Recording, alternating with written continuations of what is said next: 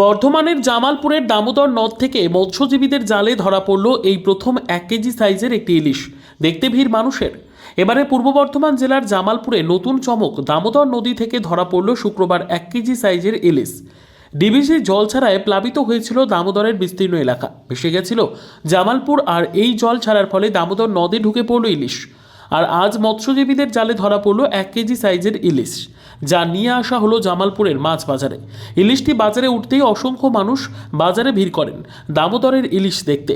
তারপরেই ওই মৎস্যজীবী সেটি জামালপুর বাসস্ট্যান্ড বাজারে দিলে ইলিশের নিলাম শুরু হয়।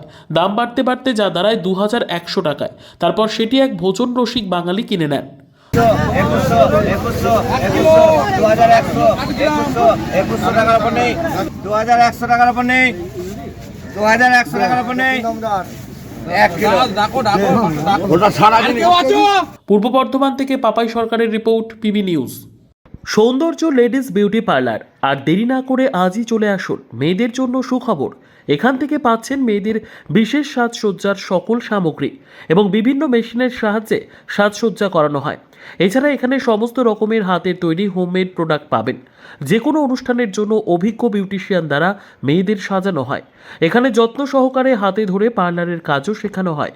তাই আর দেরি না করে আজই চলে আসুন সৌন্দর্য লেডিস বিউটি পার্লারে। ঠিকানা 71 DN Mitra lane, near CMS school, Bardhaman. যোগাযোগ 9331020027 অথবা 9641700155।